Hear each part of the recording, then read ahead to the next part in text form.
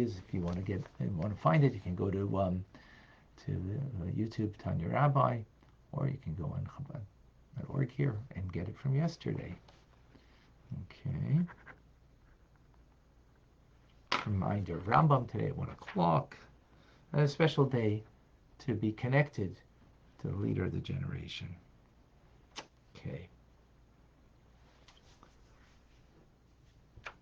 We begin and conclude today chapter 19.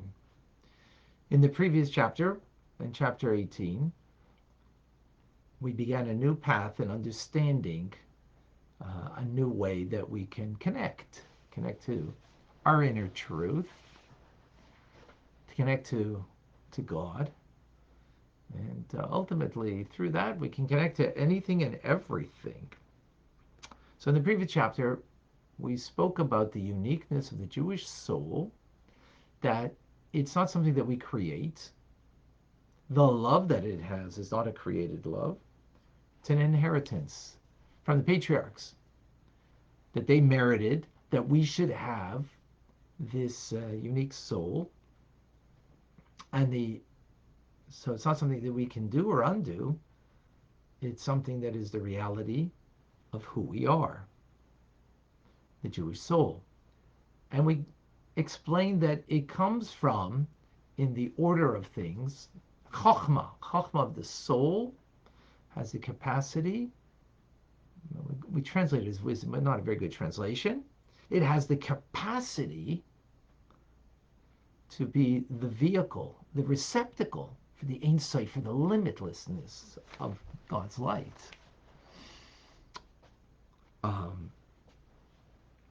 And that's the defining quality, or where it comes from. Now we're going to explain the nature of this soul and its love for God, which again, a love for God means it will express itself in day-to-day living, how we relate to each other, how we relate to our purpose, the Torah mitzvahs in our lives, and so on and so forth. And with love, we also need to understand the flip side of it: fear, awe, respect.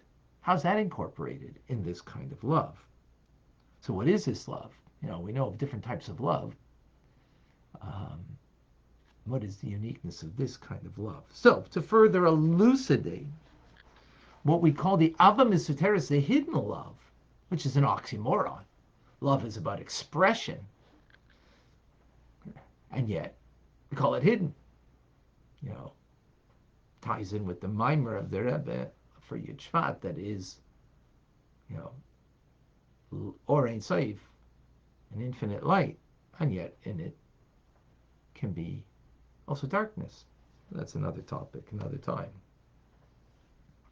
So this will be based on the verse in Mishlei, Ecclesiastics, from King Solomon, that says, Neravai Nishmas Adam, that the soul, the neshama of man, of the person, is the candle of God. So, of course, speaking in metaphor over here, so what is a candle and what is unique about a flame? Right? Well, what's unique about it, different than anything else in creation, is that it flickers upwards. In other words, the fire intrinsically seeks to part from the wick. You look at it. Shabbos candles are, Hanukkah, accustomed to look at the flames. And if you look at a flame, it's doing something that is very unusual in creation. And that is that it's kind of like flickering out of itself. Now, we have 4 elements in creation. We have earth, water, air, and fire. Earth is the lowest, it's the heaviest, it's the most coarsest of elements. Then comes water, then comes air, and then comes the fire. Fire, why is that greater than air? Well, because air, it's more ethereal than water. right? Can't grab it, right? Yet it doesn't have a movement upwards in the sense of as as fire. When you look at it, the movement upwards. I mean, it may gas, it might be a lighter in the atmosphere, so therefore it is going upwards, right? But doesn't have the appearance or the quality, shall we say, that it is like a flame that's held by the wick, that it is flickering out of itself, so to speak, to its root source, the sublunar sphere, as explained in Eitz Chaim. Now, here's the paradox in this metaphor, is that it's kind of anchored in the flame, I mean on the wick rather, the flame, and yet, you see it's flickering out of itself, so to speak. In other words, to extinguish itself, which would mean it wouldn't emit any a fire or any light, no warmth, no light, so to speak, that it would be lost in it, and the identity of a flame, that brings warmth, that brings light. It would lose all of that, being subsumed in its source. Okay. In other words, the flame would be ceasing to be a luminary. So in all intents and purposes, the flame becomes ineffective, right? Because it's subsumed in its source. It's like it loses itself in a sense. That's the nature of the flame. Now it is held by that wick, but but the nature of the flame, and that's why if you don't have something, a fire isn't held onto something, it's gone, right? Now, what's important to appreciate over here is that everything in the physical world wants to exist as is, as what it is. It doesn't want to become something else, right? Earth, water, air, but not the fire. Again, we're talking about the nature of fire, right? And more importantly, this is a metaphor for us to understand the nature of the soul that we're talking about. So, in other words, as we see, gravity pulls everything down. Why does it pull it down? Is in order that it should be, that it shouldn't change from it what it is. It should be in this physical world as is. So, if you want to change something, you need to have an external force to change it. Otherwise, it remains what it is. Everything, right? This cup was was earthenware before, part of the earth, and then it was taken an external force, molded and shaped to become a mug, right? So why? Well, that's the way everything in this world is. So comes the flame, and it has a different quality and a nature to it. The flame ought to also be drawn, not to draw upwards to its source, to kind of lose itself. But that's the uniqueness of the flame, the fire. Its desire, its nature, is to reunite with its source. So that's the metaphor. What is that? That is the neshama, the Jewish soul, that its natural desires to yearn to separate itself, to depart from the body, to unite with its original source in God, fountainhead of all life. And therefore, what would happen to the soul? It becomes nullified. It becomes null and naught in its sense of identity. Yet, This is its desire, even though it's going to lose its identity. This is its nature. Now, the word nature over here means when you don't understand something, as we don't understand this, but this is the way its nature.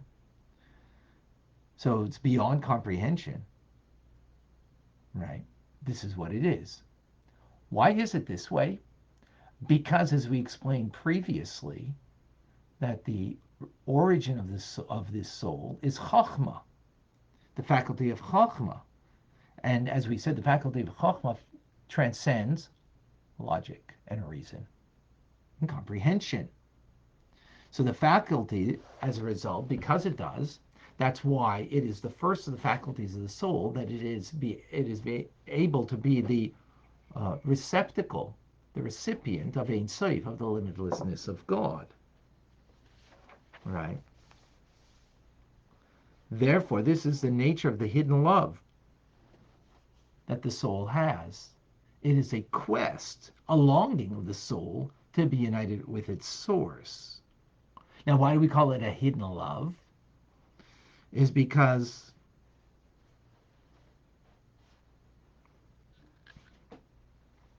this principle of this soul is the kedusha, the holiness that comes from this chachma,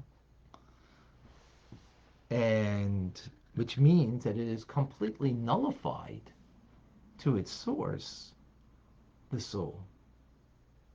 That's why it's called chachma, the power of what? Meaning nullity, humility. Of what? Like v'nachnu ma, what are we? Now, this stands in direct contrast to klipa. Klipa means a shell that covers over. So the soul doesn't have a shell, a klipa that's covering over it, and its nature to want to be not to. It's not yearning. It's not yearning to unite, to become one. It's yearning to become enveloped in its source. And in a sense, lose its identity, lose its identity. Klipa, on the other hand, is the opposite. Klipa says, give me, feed me, fill me, that my identity can become stronger, more pronounced, greater. It doesn't have to be in a bad way. It can be in a tremendous, beautiful way. Feed me more good so I could do more good. Feed me, make me, right? That's a sense of being independent entities. And you're seeking and recognizing that God is the source. But that's klipa, because there's a sense of separation, and that's what klipa is. Chachma is not that way. Chachma is complete nullity. There's no you to feed. There's no there's no self-fulfillment over here. The soul isn't seeking self-fulfillment. It's seeking to be bound up in its source. Again, the metaphor of the flame. Now, this is the quality of the soul in every Jew, even those who are wicked, even those who are sinners. Right? That they have this in the faculty of Chokhmah, in the divine soul, that with the spark of godliness of the Ein Sof that's clothed in it, that's what defines this soul. Now, the problem and the difficulty is that the soul is in a body, and because it's in a body, this divine soul is in a state of exile. It's within the animal soul, klipa, which reigns over the person, that dominates the individual. In other words, what's dominating the individual is seeking self-fulfillment. Now, self-fulfillment could be in spiritual terms, or it could be in a very material terms, but it's all the same. That's what the body wants. And this is the exile of the faculty of Chokhmah of the divine soul. And this is the idea also of the esoteric um, doctrine of the Golus, the exile of the Shekhinah, of the divine presence of God. So the divine soul, whose only wish and desire is to unite and be bound up in its source and godliness. With this now we can understand why it's a hidden love. That's what it desires, but it can't fulfill it because it's in a body that has another agenda. So it's hidden, obstructed by the animal soul and the body.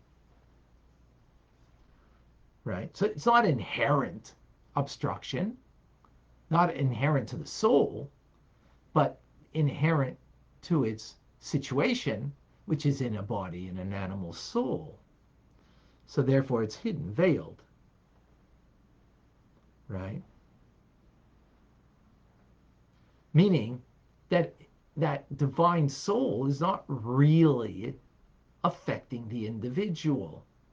It's defining the individual, but it's not coming to affect the individual, that this is what leads their life, right?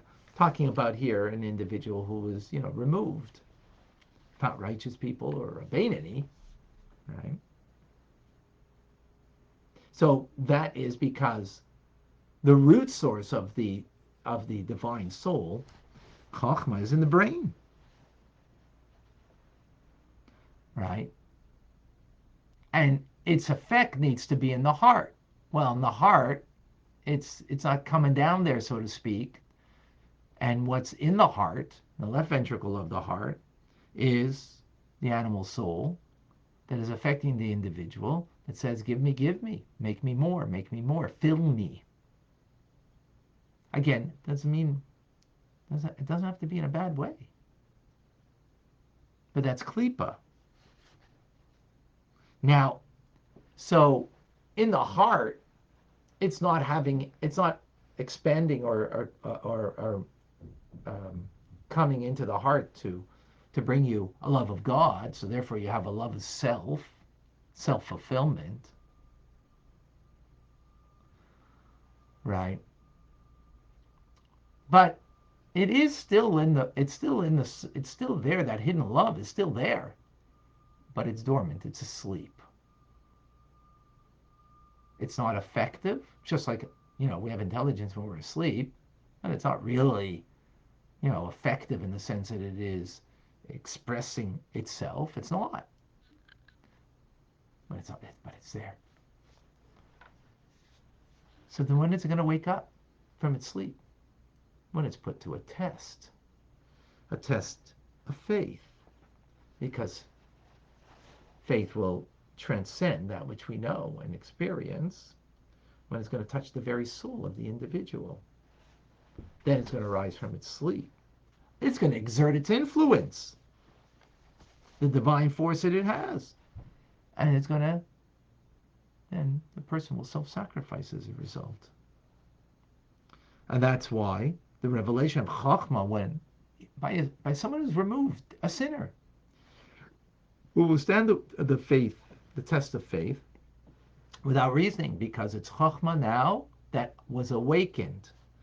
And a person will then ready to give up their lives. Rather, as we explained in great detail in yesterday's class, or in previous classes, right, will be ready to, actually yesterday's class, I'm sorry, will be ready to give up their lives simply, not to give up their faith. Why?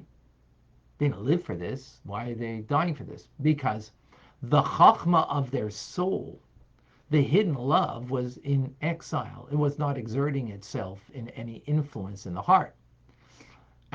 Right? So it wasn't there. Is it not there, though? Of course it's there. It's asleep in the brain, where the resident of the soul, chachma of the soul, is. But it now got awoken by that test of faith of ready to, are you going to give up your faith, give up your connection to being Jewish, to accept another faith? No. Going to choose God, right? Prepared to offer your soul in actual martyrdom, sanctifying God's name. Why? Just because that's the nature of the soul, of the godly soul, of the Jewish soul that was dormant and just woke up. Now, even though klipa, right, meaning self-fulfillment, self-directedness of the animal soul prevailed throughout the person's life, but when this test of faith comes, that dormant part of the soul woke up. And the klipa becomes nullified. Right? The force of the divine light of the Ein Sof that's clothed in Chokhmah is so intense that it banishes, repels the Sitra Achra, the negative force within the individual, which enables them thereby to withstand any test of self-sacrifice and to exert themselves. Not because it's rationally sound argument, not because I'm going to get more if I sacrifice myself in heaven than if I stay here on earth. You never hear that about Jews making that kind of calculation. Well, maybe they make that calculation here in heaven. They make it the calculation here to do a mitzvah. I'll do the mitzvah, I'll scratch God's back, he'll scratch my back. Because that's the animal soul that's talking. Right? I'll do for God because I know if I'll do for God, he'll do for me. That's not the divine soul that's talking. So now we're talking about that divine soul is dormant in the person who talks that way. I'll do this and I'm sure I'm going to get, da-da-da-da. Divine soul doesn't talk that way. Its nature is, like the flame, it wants to be united with its source. It wants to flicker out of itself. It doesn't want to be and lose its identity. Because here a soul and a body has an identity. Hey, you're a person, purpose, so on and so forth. Wants to lose it. Why? It's not a logical thing. Totally not.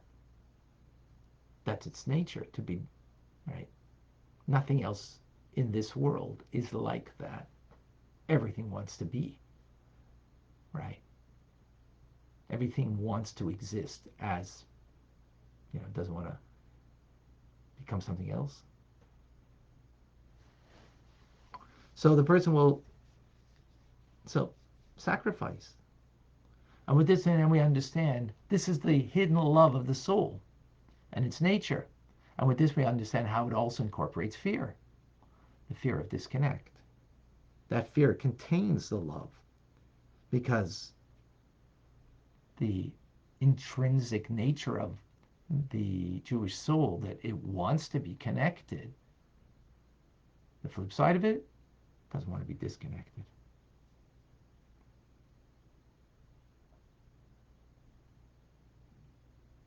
So, as a result, when this part of our being, the Jewish soul, is revealed at a time of that we're tested in faith, the soul recoils in a fear and a dread from being engaged in any kind of idolatry, anything that will repudiate one's Jewishness, one's connection to God. Even if it's merely just, saying in words, but not really meaning it in your heart. Yeah, I believe. I'm accepting. No, even then. Now, as we mentioned in the previous chapter, that's on, majority of times. It's not always, shall we say, 100%. But it's 100% the truth. Whether it's expressed